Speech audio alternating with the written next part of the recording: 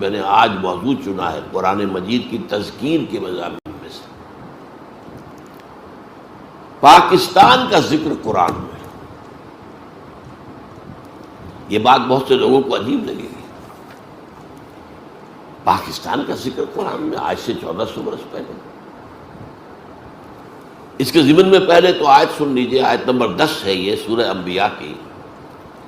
لقد انزلنا الیکم کتابا فیہ ذکرکم افلا تعقلون، دیکھو ہم نے تمہاری طرف ایک کتاب نازل کر دی ہے جس میں تمہارا ذکر ہے تاکہ تم عقل سے کام کرو۔ اب یہاں اس آیت میں ذکر کے دونوں معنی ہو سکتے ہیں، ذکر ہمارے حالات کا بیان یا ذکر نصیحت، تمہارے حصے کی نصیحت۔ لیکن ایک عظیم حدیث میں آ کر بات جو ہے وہ طے ہو جاتی ہے، طویل حدیث ہے، عظمت قرآن کے موضوع پر حضور کا کہ وہ حدیث بلکہ خطبہ کہنا چاہیے، اہم ترین ہے۔ راوی کون ہے؟ حضرت علی رضی اللہ تعالی عنہ فرماتے ہیں کہ حضور نے فرمایا صلی اللہ علیہ وسلم انہا ستکون فتنۃ، ان قریب ایک بہت بڑا فتنہ رونما ہوگا۔ اس پر حضرت علی فرماتے ہیں میں نے عرض کیا مل مخرج منہا یا رسول اللہ، اے اللہ کے رسول اس سے نکلنے کا راستہ کون سا ہوگا؟ بہت غور طلب بات ہے یہ، میں اس کی طرف اشارہ کیے بغیر گزر نہیں سکتا آگے۔ دیکھیے ہم ہوتے تو پوچھتے یہ فتنہ کب آئے گا،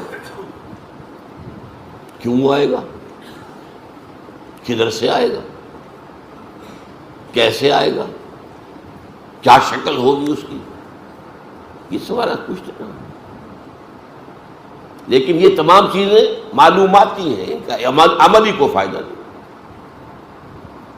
ان ساری باتوں کا جواب مل جائے تبھی معلومات میں اضافہ ہو گیا۔ عمل کیا ہے، اس سے بچاؤ کا راستہ کون سا ہوگا، یہ ہے سوال۔ یہ ہے فرق صحابہ کرام میں اور ہمارے مابین۔ حضرت علی نے پوچھا، یہ نہیں کہا یہ کب آئے گا، کیوں آئے گا، کدھر سے آئے گا، کیسے آئے گا، کیا صورت ہوگی، مل مخرج منہا یا رسول اللہ۔ اس پر آپ کا جواب ہے، بہت طویل حدیث ہے یہ، میں صرف ابتدائی چند جملے اور آخری چند جملے سناؤں گا۔ کتاب اللہ، فتنوں سے بچاؤ کا راستہ اللہ کی کتاب ہے۔ فیہ ذکر ما بعدکم وخبر ما قبلکم وحکم ما بینکم، اس میں تم سے پہلوں کا بھی ذکر ہے، تمہارے بعد کے حالات بھی ہیں، یہ آگے نہیں آگے بعد کے حالات بھی، اور تمہارے مابین جو بھی کوئی اختلافات کبھی ہوں گے ان کا حکم اور ان کا حل موجود ہے۔ پھر طویل حدیث ہے، طویل حدیث ہے، بڑے پیارے پیارے جملے ہیں۔ لا تنقضی عجائبہ ولا یخلق عن کثرت الرد، لیکن میں آخری جملے سنا رہا ہوں صرف۔ من قال بہ صدقہ، جو شخص اس قرآن کی بنیاد میں کوئی بات کہے گا وہ سچ کہا اس نے۔ ومن حکم بہ عدل، اور جو اس قرآن کے ذریعے فیصلہ کرے گا اس نے عدل کیا۔ ومن عمل بہ اجر، اور جس نے اس پر عمل کیا اس کو اجر مل کر رہے گا۔ اور آخری ٹکڑا اہم ترین ہے، میرے لیے بہت بڑی بشارت ہے، بہت بڑی بشارت ہے، اور بھی جو میرے ساتھی اس تعلیم و تعلم قرآن میں لگ گئے ہیں ان کے لیے بڑی بشارت ہے۔ وَمَن دعا إِلَيْهِ فَقَدْ هُدِيَ إِلَىٰ صِرَاطٍ مُسْتَقِيمٍ، جو اس قرآن کی طرف بلائے گا لوگوں کو اس کی ہدایت ہو گئی سیدھے راستے کی طرف، یعنی کسی اور کی ہدایت ہو نہ ہو، کسی کو فائدہ ہو نہ ہو۔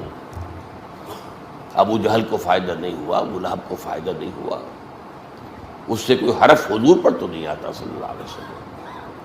من دعا الیہ فقد ہدی، فقد ہدی، اب عربی زبان سے ذرا بھی واقفیت ہو چکی، اس کی ہدایت ہو چکی صراط مستقیم کی طرف۔ اللہم ربنا اجعلنا منہم۔ اب دیکھیے سورہ اعراف کی آیت نمبر 129 ہے، بنی اسرائیل آپ کو معلوم ہے سخت عذاب میں تھے، فرعونی انہیں جو عذاب دے رہے تھے، اور پھر خاص طور پر جو ایک خواب دیکھا تھا فرعون نے، اس کے بنا پر اسے مشورہ دیا گیا تھا کہ بنی اسرائیل میں جو بیٹا پیدا ہو اسے قتل کر دیا جائے، قتل عام۔ وہ جو اکبر الہ آبادی نے کہا تھا یوں قتل سے بچوں کی وہ بدنام نہ ہوتا، افسوس کہ فرعون کو کالج کی نہ سوجی، کالج بنا دیتا تو قتل ہو گئے ہوتے۔ یہ بھی تو قتل گاہیں ہیں، وہ قتل عام ہو رہا تھا۔ تو بنی اسرائیل نے کہا اے موسیٰ، ہم پر تو آپ کے آنے سے پہلے بھی مصائب تھے اور آپ کے آنے کے بعد بھی، ہماری تقدیر میں تو کوئی فرق واقع نہیں ہوا۔ اس کے جواب میں موسیٰ کا قول نقل ہوا ہے، قال عسى ربكم ان يهلك عدوكم، موسیٰ نے فرمایا علیہ الصلوۃ والسلام، قریب ہے کہ تمہارا رب تمہارے دشمن کو ہلاک کر دے، جیسے کہ کر دیا فرعون اور اس کا لاؤ لشکر غرق کر دیا، وَيَسْتَخْلِفَكُمْ فِي الْأَرْضِ، اور تمہیں خلافت دے زمین کی۔ آئی نا بعد میں خلافت ابو داؤد، حضرت داؤد کی، سلیمان کی، طالوت کی، ساری خلافتیں کس کی؟ فَيَنْظُرَ كَيْفَ تَعْمَلُونَ، پھر وہ دیکھے گا تم کیا کرتے ہو۔ یہ فَيَنْظُرَ كَيْفَ تَعْمَلُونَ بہت اہم ہے۔ ہمیں بھی اللہ نے ہندو کے غلبے سے بچایا، ہمیں ایک آزاد ملک دیا، پھر دیکھیں گے تم کرتے کیا، تم اپنے وعدوں میں سچے نکلتے ہو یا جھوٹے، فریبی اور مکار نکلتے ہو یا وعدہ پورا کرنے والے نکلتے ہو۔ یہ گویا کہ ایک امتحان اللہ کی طرف سے۔ ہم 60 برس سے زیادہ ہو گئے، 62 برس اس امتحان میں مبتلا ہیں، اور ہر روز جو طلوع ہو رہا ہے ہماری ناکامی اس امتحان میں زیادہ سے زیادہ نمایاں ہو رہی ہے۔ We have failed utterly۔ یا ایھا الذین آمنوا استجیبوا للہ وللرسول لما دعاکم لما یحییکم اذا دعاکم لما یحییکم۔ اہل ایمان لبیک کہو اللہ اور اس کے رسول کی پکار پر، جبکہ وہ تمہیں پکارے اس چیز کی طرف جس سے وہ تمہیں زندہ کر دے گا۔ اب دیکھیے یہ مسئلہ آ گیا جو میں نے موضوع رکھا تھا آج کے لیے، یہاں اس کا ایک اس کی مثال آ گئی، لما یحییکم۔ تو کیا پہلے مردہ تھے وہ اہل ایمان؟ کیا کفار مکے کے مردہ تھے؟ زندہ تو تھے، چلتے پھرتے تھے، روحیں مر گئی تھی، ان کا یہ جسمانی وجود قبر بن گیا تھا جس میں روح جو ہے دفن ہے۔ یہ چلتے پھرتے مقبرے یا چلتے پھرتے تعزیے، چلتے پھرتے تعزیے۔ اہل ایمان لبیک کہو اللہ اور اس کے رسول کی پکار پر، جبکہ رسول تمہیں پکارے کس بات کی طرف؟ جو تمہیں حیات روحانی عطا کرے گی۔ حیات جسمانی تو ہے، حیوان تو تم ہو۔ لہم قلوب لا یفقہون بہا ولہم اعین لا یبصرون بہا ولہم آذان لا یسمعون بہا اولئک کالانعام بل ہم اضل۔ یہ چوپایوں کے مانند ہیں، ان سے بھی گئے۔ وہ روحانی زندگی تمہیں دینے کے لیے اللہ تعالیٰ نے یہ کتاب اتاری ہے، تمہارے لیے جہاد کا راستہ کھولا ہے، تمہیں اپنی خدمت کا موقع دیا ہے۔ کیا کتنا پیارا شعر ہے فارسی کا، منت مندے ہے کہ خدمت سلطان ہمیں کنی۔ دیکھو کوئی احسان نہ دھرو کہ تم بادشاہ کی خدمت کر رہے ہو،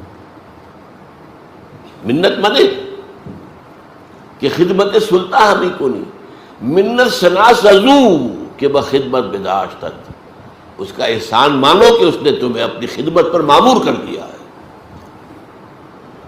تو جسے اللہ اپنے دین کی خدمت پر مامور کر دے، اس پر تو اللہ کا بہت بڑا احسان ہے، اس کا احسان مانو۔